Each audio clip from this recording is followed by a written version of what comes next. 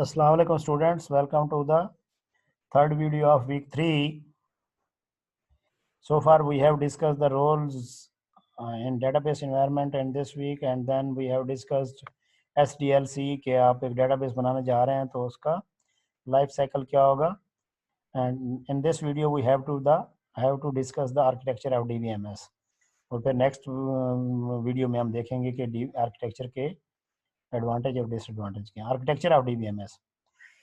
तो एक्चुअली हम DBMS कितनी फंक्शनैलिटीज कह रहे हैं कि DBMS ये करता है, DBMS ये करता है, तो वो DBMS कैसे ही वो अपनी फंक्शनैलिटी अचीव करता है, वो due to this architecture, 3 level architecture कहते हैं, ANSI स्पार्क 3 लेवल आर्किटेक्चर कहा जाता है. ये आपके पास दिया हुआ है 3 level architecture. 3 level architecture provides a base for understanding some of the functionality of DBMS. The architecture is used to show and describe the data. ये 3 level पे होता है, इसे ANSI स्पार्क आर्किटेक्चर भी कहा जाता है, क्योंकि DBMS इस तरह से काम करता है, इसीलिए वो जो एडवांटेजेस हमने देखे हैं, हम अभी देखेंगे कैसे वो अचीव करता है. कंट्रोल्ड एक्सेस हमने कहा था, इंटेग्रिटी कहा था, ये सारी चीज़ें जो यहाँ पे नज़र आएंगी कि इस तरीके से जो आपका फाइल बेस्ड सिस्टम था वो डायरेक्ट आपका यूज़र इसके ऊपर इंटरेक्ट करता था, यहाँ पे आता था. यहाँ पे क्या है, तो लेयर 2 और डाल दिए हैं, लेवल 3 हो गए हैं आपके पास. 3 लेवल्स में इसको जो है ना डिज़ाइन किया गया है DBMS को, और ये 3 लेवल्स होते हैं, उन 3 लेवल से गुजर के फिर आपका डेटाबेस में से क्यूरी होती है, जबकि फाइल बेस्ड सिस्टम होता है वो डायरेक्ट इस डेटाबेस के ऊपर आता है. तो ये जो लेवल्स हैं, एक्सटर्नल लेवल कहा जाता है, कंसेप्चुअल लेवल और इंटरनल लेवल. एक्सटर्नल लेवल के ऊपर व्यूज होते हैं, कंसेप्चुअल लेवल के ऊपर आपके पास कंसेप्चुअल स्कीमा होता है, और इंटरनल लेवल के ऊपर इंटरनल स्कीमा होता है. तो वन बाय वन देखते हैं. External level, the way user perceive the data is called the external level. अब देखें डाटा कैसे पड़ा हुआ है, इससे इररिलेवेंट यूजर कैसे परसीव करना चाहता है. कैसे, सपोज करें आपने जब डेटाबेस डिजाइन किया था तो आपने रखा था फर्स्ट नेम और लास्ट नेम, लेकिन यूजर को नेम दिखाना है. अब यूजर परसीव करना चाहता है, देखना चाहता है नेम को, बैक एंड पे नेम नहीं है, क्या है, एफ नेम और एल नेम. तो इस आर्किटेक्चर में एक फैसिलिटी है कि आप व्यू क्रिएट कर लें, ये हम लैब में करके भी देखेंगे. व्यू तो सिंपल एक क्यूरी होती है क्रिएट व्यू की, वो एक व्यू क्रिएट कर देती है जिसमें डाटा की रिप्रेजेंटेशन चेंज हो जाती है. तो जो यूजर है उसको एफ नेम और एल नेम नजर नहीं आता, उसको नजर आता है फिर नेम. जैसे हमने क्यूरी की थी, अगर आपको याद हो, select F name plus L name as name, तो वो जो आपको नजर आता था वो नेम नजर आता था, हालांकि नेम एग्जिस्ट नहीं करता. तो एक्सटर्नल लेवल पे आपको यूजर जिस तरीके से देखना चाहता है वैसी चीजें एक्सटर्नल लेवल पे आप बना देते हैं. हम एक्चुअली व्यू बनाते हैं, यूजर 1 के लिए व्यू 1 है, यूजर 2 के लिए व्यू 2 है, यूजर n के लिए व्यू n है. तो यहाँ पे डाटा नीचे कुछ और होगा, यहाँ पे रिप्रेजेंटेशन चेंज होगी, उसी डाटा की रिप्रेजेंटेशन यहाँ पे चेंज हो सकती है. हो सकता है इसमें एफ नेम को फर्स्ट नेम किया हुआ और एल नेम को लास्ट नेम किया हुआ और नेम ना किया हुआ हो, या इसको लिए F name plus L name को एज अ फुल नेम दिया हुआ हो.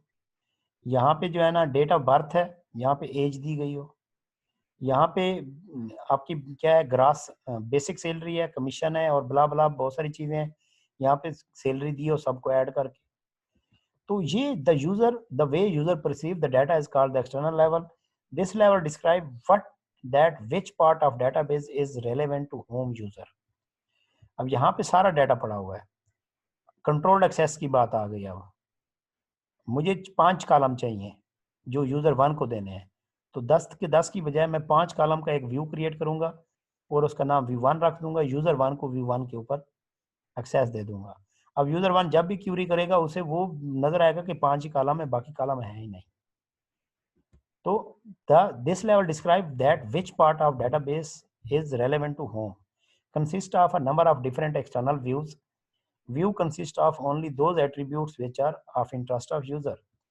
तो हमने क्या करना है, यूजर 1 को कितने चाहिए, मैंने आपको कहा था जैसे सैलरी की इंफॉर्मेशन है वो इससे हाइड करनी है, तो इसका जो व्यू क्रिएट करेंगे वो कॉलम इसको नहीं देंगे, जो इसके रेलेवेंट है वही वाला कॉलम इसको देंगे.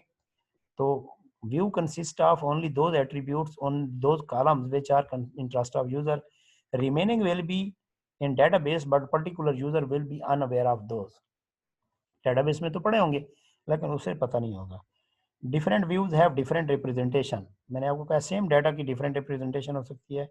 कैलकुलेटेड डाटा हो सकता है, डिराइव डाटा जिसे कहते हैं, जैसे total salary from commission and gross salary से बन के आए। बैक एंड पे टोटल सैलरी होगी नहीं, लेकिन यूजर को नजर आ रही होगी।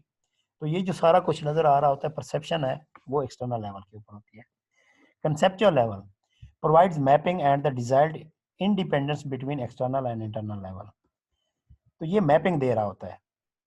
जो एक्चुअल होता है वो यहाँ पे होता है मैपिंग। अब देखें, यहाँ पे नेम देगा, नेम यहाँ पे पता होगा, नेम का एफ नेम और एल नेम से मिलके नेम बना हुआ है, तो नीचे जाएगा एफ नेम और एल नेम।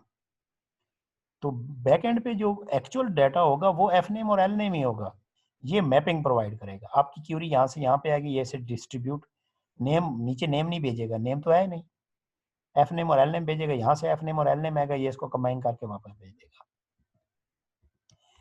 तो क्या हुआ, provides mapping and the desired independence between external and internal level. This level describe what data is stored in the database and the relationship among data.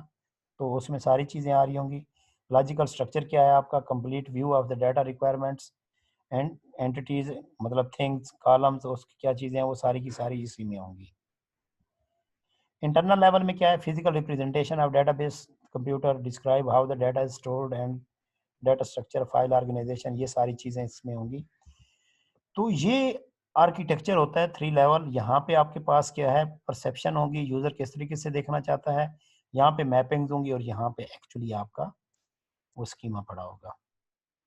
तो ये आपके पास 3 लेवल आर्किटेक्चर है। अब इसकी बेस पे जो है ना, डीबीएमएस अपने एडवांटेजेस गेट करता है। डेटाबेस सेम है, अब यूजर डिफरेंट आएंगे, यहाँ पे आएगा, इसके व्यू बना हुआ है, इसको उतना ही डाटा अलाउ होगा जितना इसको डेटाबेस एडमिनिस्ट्रेटर ने अलाउ किया होगा, उससे ज्यादा नहीं होगा। हालांकि क्यूरी उसी टेबल के ऊपर हो रही होगी, मेन के ऊपर।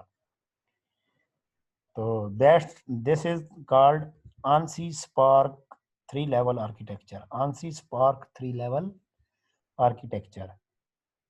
आपका जो डीबीएमएस है, जितने भी हैं वो इसके ऊपर काम कर रहे होते हैं। तो that's it for this video. इसके एडवांटेज और डिसएडवांटेज हम नेक्स्ट वीडियो में देखेंगे। Thank you.